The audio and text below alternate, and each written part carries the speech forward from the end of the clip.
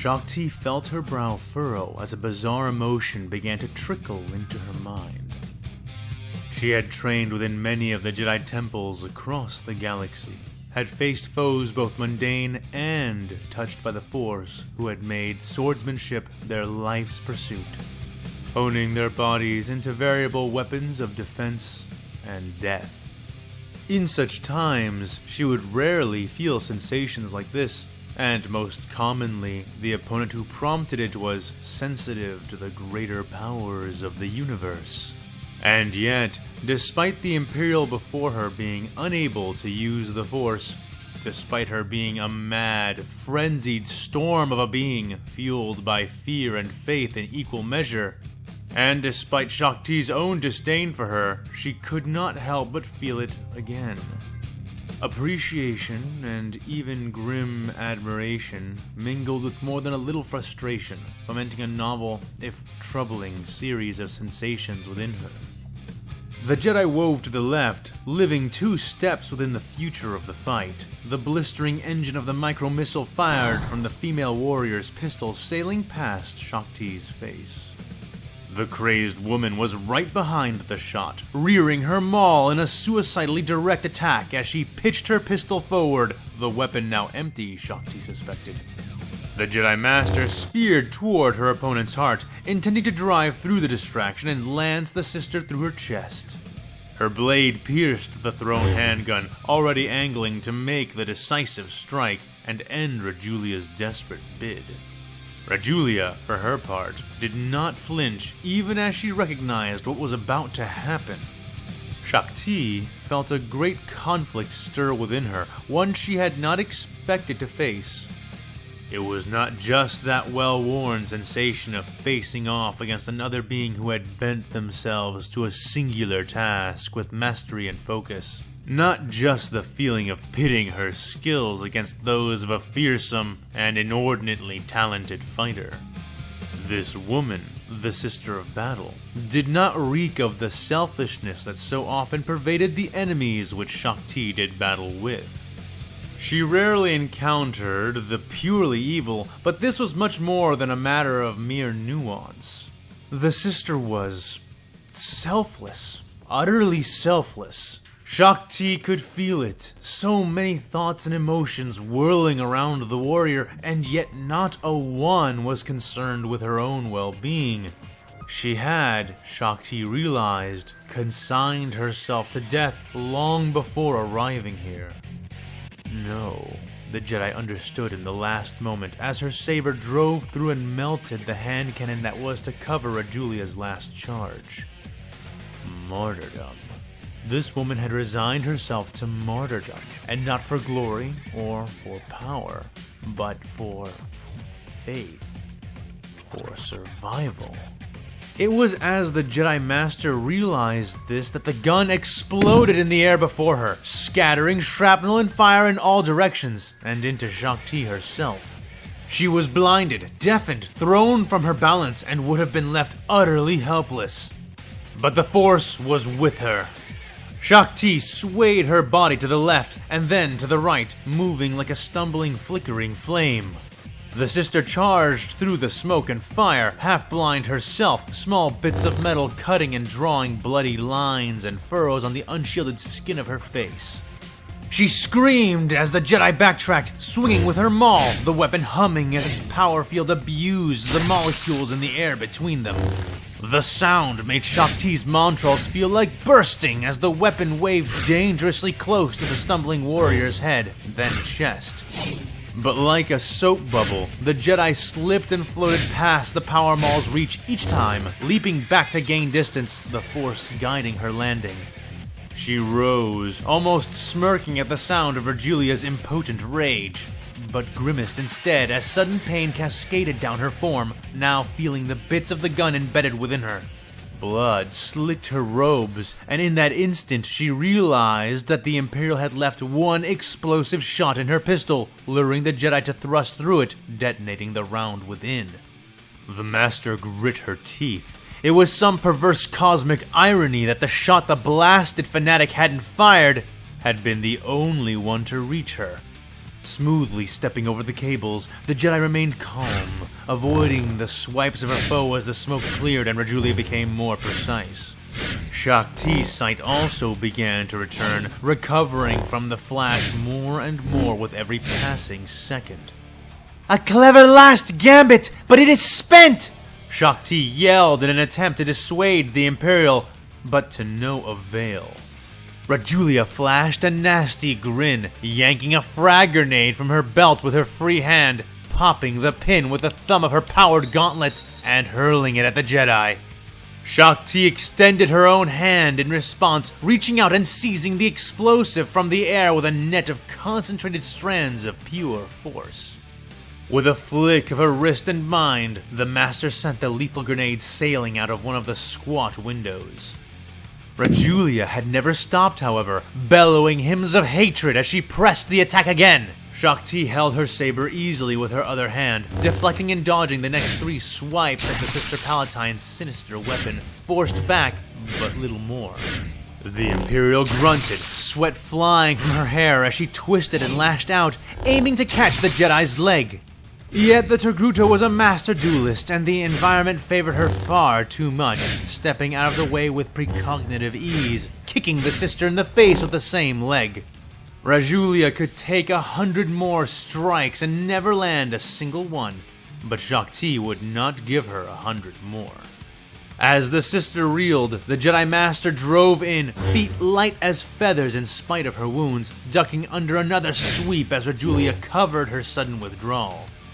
The Jedi made a full turn, bending with inhuman grace to dodge the backswing of the sister's attack, and using the force to propel her forward, ceasing her spin and finishing it.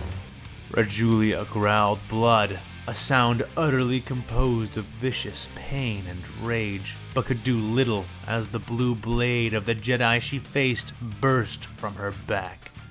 Shaak Ti held her blade steady within the Imperial's chest, expecting the sister to fall and slice herself in half with the movement. Rajulia held firm enough to avoid that humiliation, even as trails of red began to drip from her nose and color her unpainted lips. The power maul pulsed as it hit the ground, bouncing once before coming to rest on the cracked pavement of the bunker floor. Shaak Ti could feel the woman's powered gauntlet, now empty, clasp her shoulder, the hand exerting a crushing pressure which the Jedi fended off with a sheath of the Force. Still, as Rajulia's legs gave out, Shaak Ti was borne down to a crouch as well. The woman tried to speak, but a gout of blood spilled crimson from her lips in place of any words. Shaak Ti's blade had punctured both her lungs, angled as such.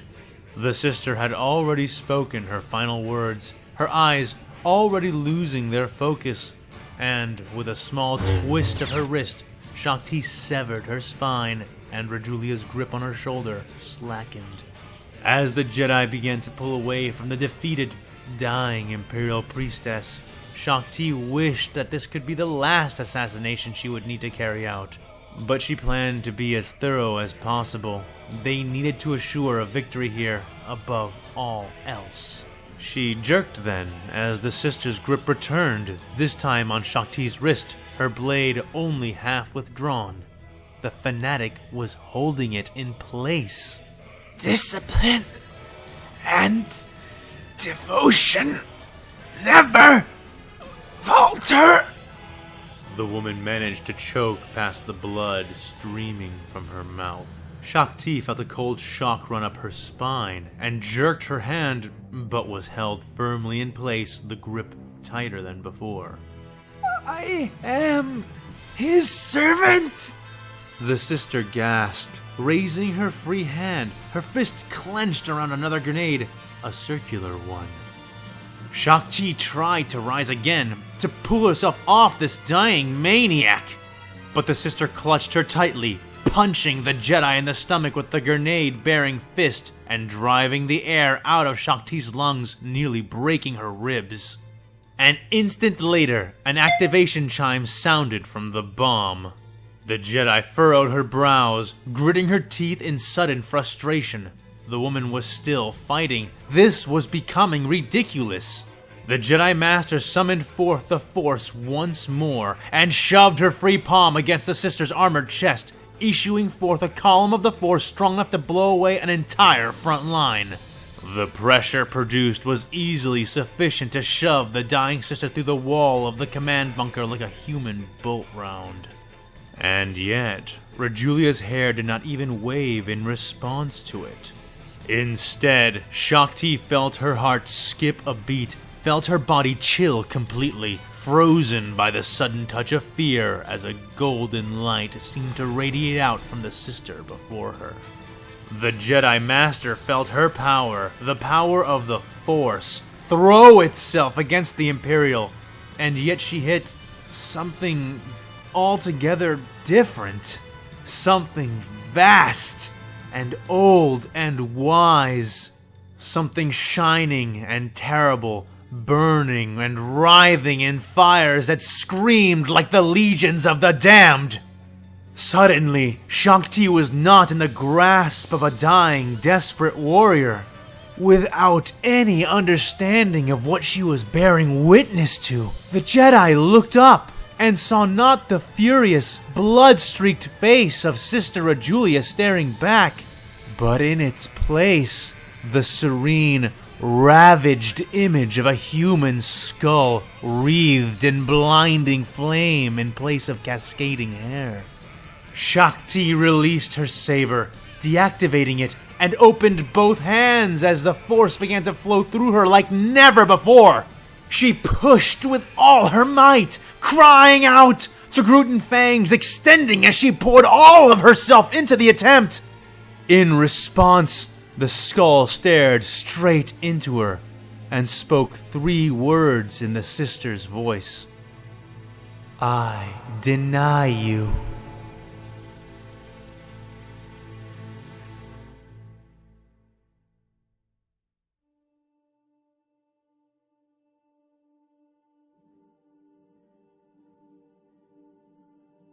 He had only arrived minutes ago, but upon hearing what the sisters had discovered, he had wasted no time.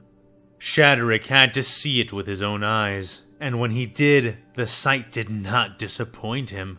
Laying there, half buried in rubble and lit by the dimming light of the shrouding sun, was his erstwhile nemesis, Sister Palatine Rajulia herself.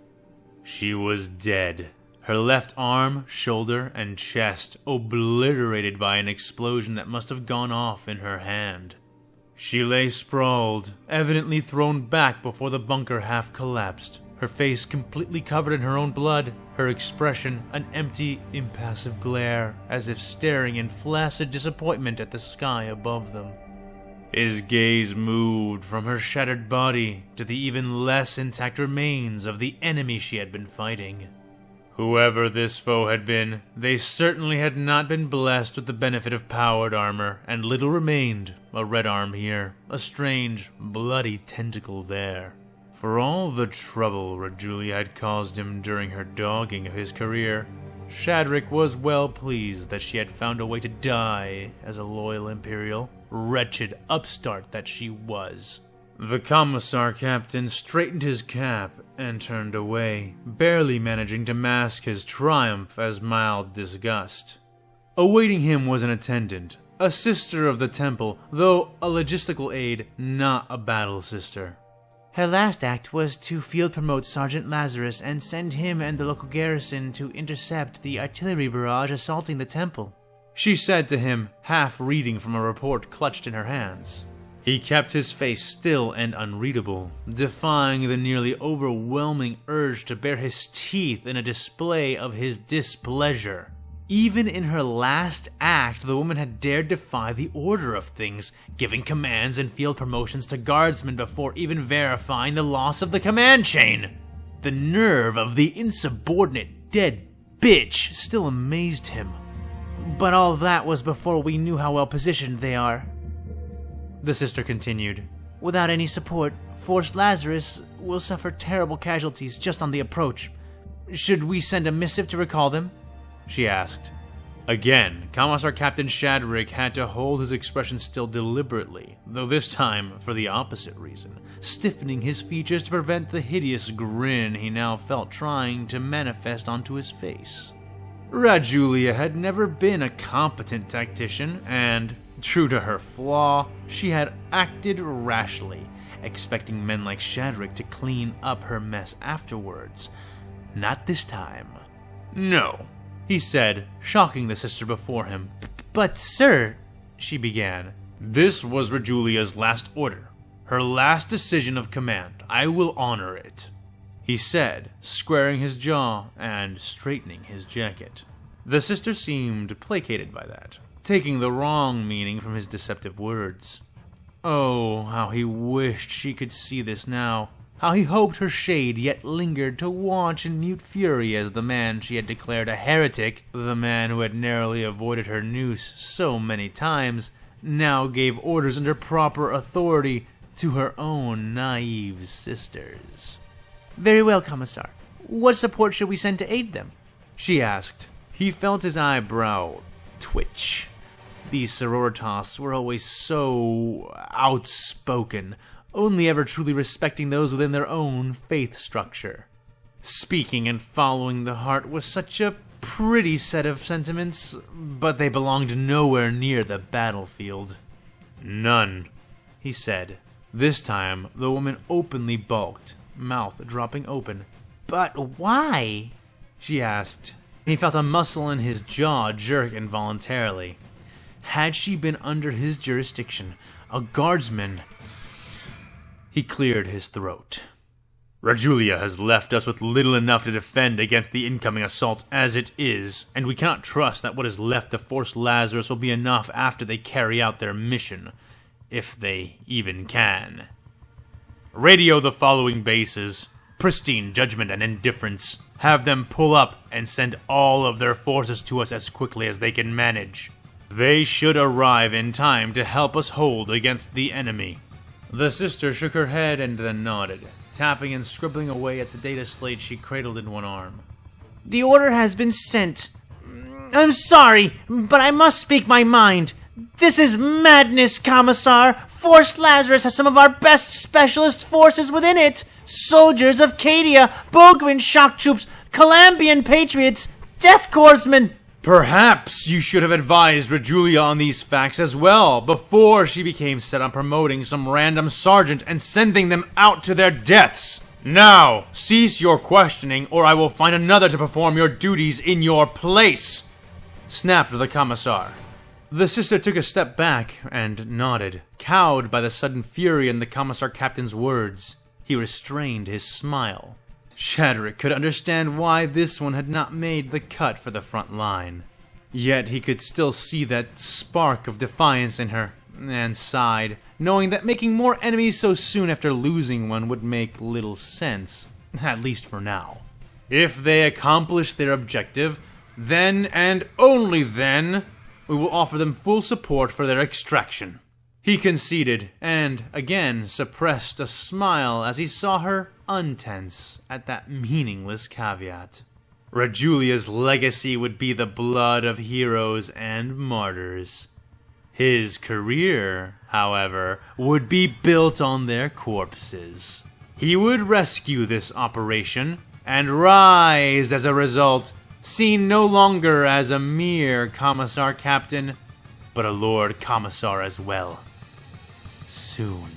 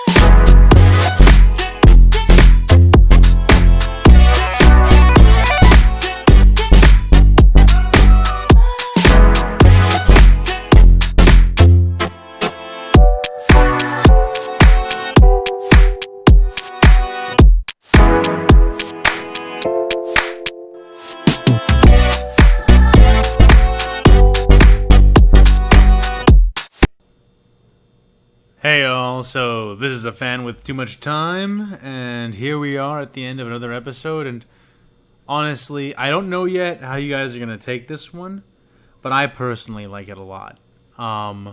Because, and it may not be super clear to people who are just watching the movies and maybe just partaking of certain parts of the visual medium, but Shakti is actually supposed to be a very impressive combatant. Like, the fact that she, while she is repeatedly defeated by General Grievous, you have to remember that most of her defeats take place under the context of the old Grievous from Legends and not the sort of hokey villain Grievous from the newer lore.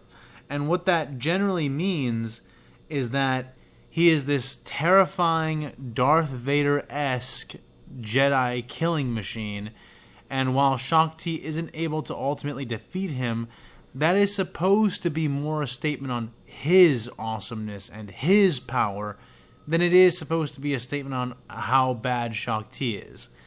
And while Shakti in canon makes some sort of lore judgments, like some judgments like not combat judgments, but actual like commander and governance judgments that really do allow for Order 66 to go through.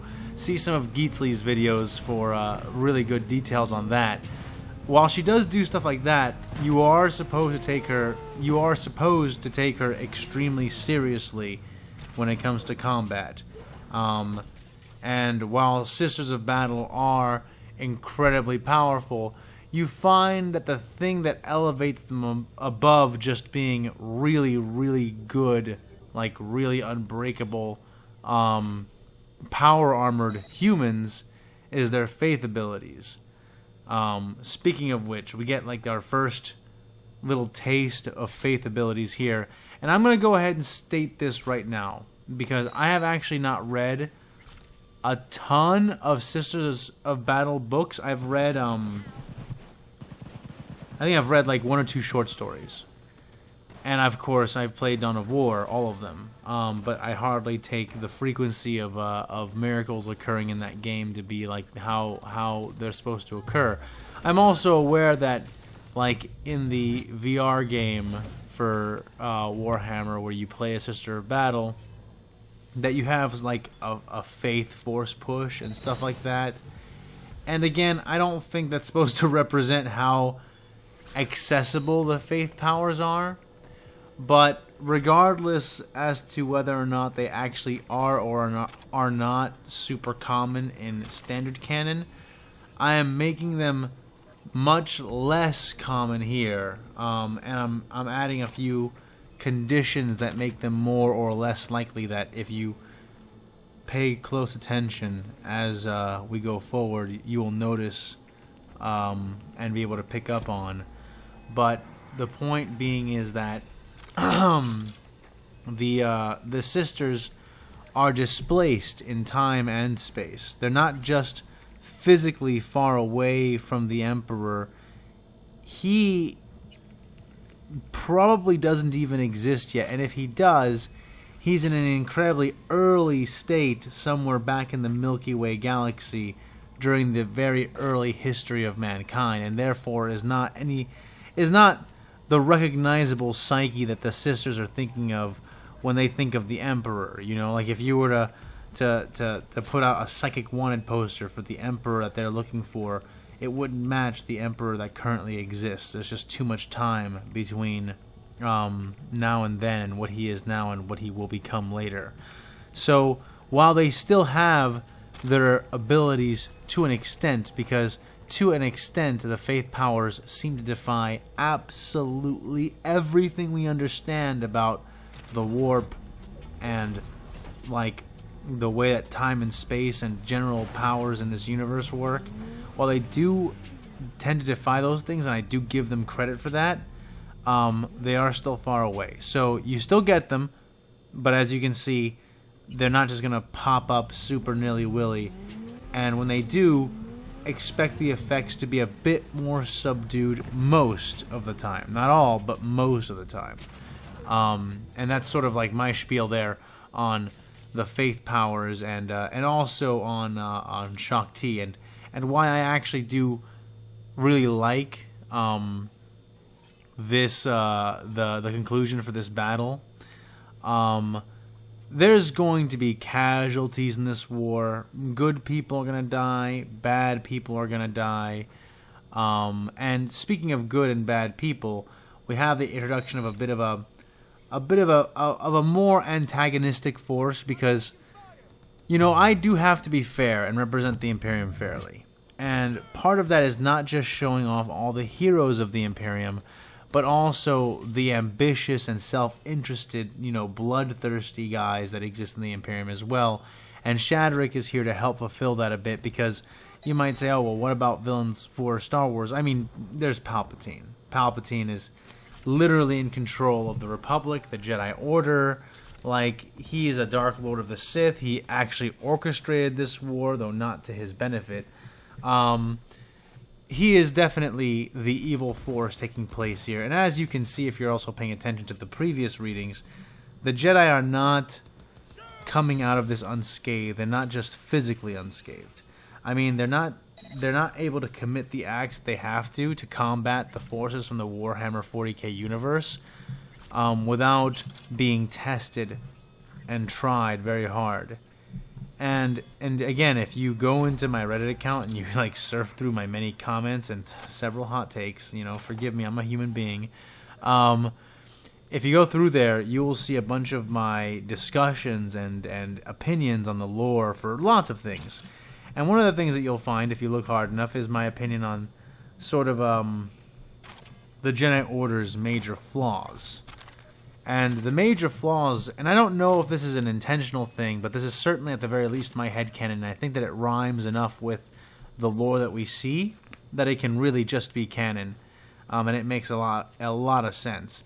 And it's that the Jedi Order, they, over time, and I can speculate on why this is the case and how this became the case, but they moved away from what the original Jedi Order was about, which was, you know, in the old canon, it was about using both the light side and the dark side as two natural halves of the Force. However, in the Disney canon, there has been a redefinition of what the light side and the dark side is to make them less ambiguous as so far as morality is concerned. Because before it was sort of like, okay, the dark side isn't evil the way the Sith use it is evil. The dark side is just passion and emotion and the power that you draw from that, and losing control to it isn't a good thing.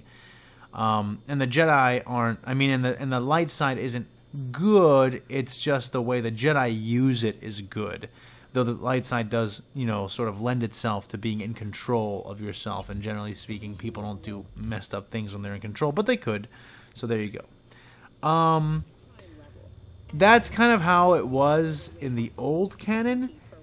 In the new canon, the dark side has been redefined as imbalance, as badness.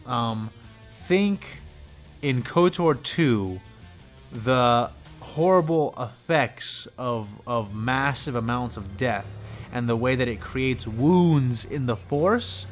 That is now all of the dark side. All of the dark side is varying levels of Force wounding, of Force disturbance. It goes from just, you know, standard, like, just irritated Force presence, irritated balance, you know, it goes from there all the way to what would be a much more serious issue, which is like something like Darth Sidious or even Nihilus, where the Force is just totally fucking inverted and totally messed up. And I like that, for no other reason than that perspective of the dark side and the light side really lends itself to this story, where effectively the Force and the netherworld of the Force is just the warp, but no war in heaven has occurred, no daemons have formed, and, well, if you read Star Wars canon, especially Legends, you will find that there are daemons, like very much the way that we see them in 40k too, like to the point that you think people were like reading the literature and bringing things in that they like. So that's cool, but you know, they're they've only begun to conglomerate. There are some daemons, but no chaos gods or anything to unify that kind of force. So I really like the way that the new lore defines the dark side. And one of the side effects that this has had is that it further sort of expounds upon the way that dark side powers, quote-unquote, work, and light side powers, quote-unquote, work.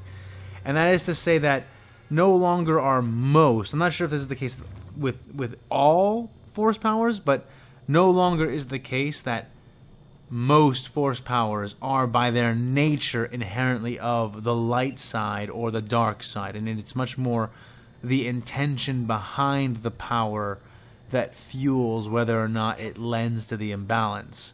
So now, for example, there is Force Lightning, which is the Sith variant of, like, well, just Force Lightning, which is the most powerful version, at least if you understand the lore the way that I do. And then there's an actual Jedi version of it that I believe Plo Koon could use, which he referred to as Electric Justice, which sounds like corny-ass shit that a Jedi who is as good guy as Plo Koon would definitely make up, especially if he was trying to avoid getting censored or worse by the Jedi Council for having used it. It's like, hey, Plo, I don't know, that stuff looks like some Sith stuff, and he's like, oh, no, it's justice, Electric Justice, ooh, yeah, I must sell it that way. And it's just corny enough that it gets Yoda on board, but whatever. The point is just that now the explanation between those two things, it used to be that it was that Plo Koon had created a technique that was extremely similar.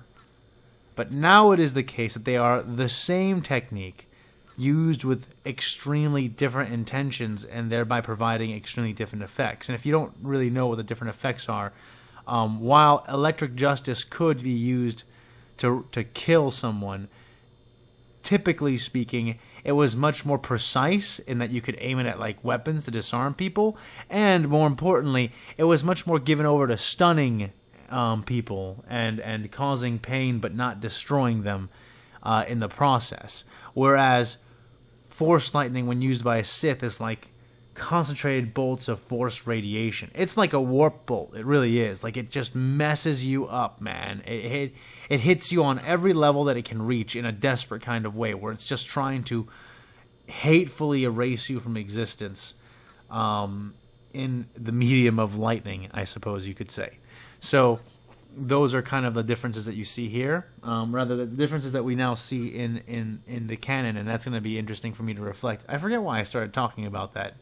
But yeah, I like this story. Oh, yeah, and we have these various antagonists coming in. The Jedi are definitely not coming out of this unscathed. And yeah, their intention, if you'll notice, their intention with the way they use the Force is shifting as they're made to face down the grim, dark forces of the Imperium, which, I will say this. If you're a Star Wars fan and you think that the forces of the Imperium are just like so evil, so fucked up, and they are, I'm not here to even excuse it, because you will find, especially in the forces like, men like Shadrick, you will find that there is true, bad faith, ambition, and true evil within the Imperium.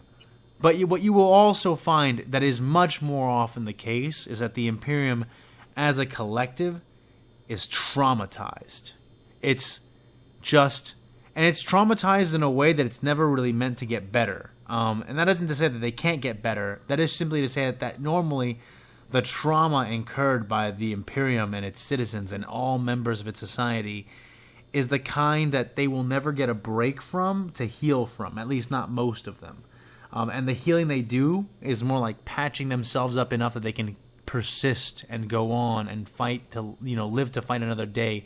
Not so much they ever become healthy or fully recover from the things that happen to them.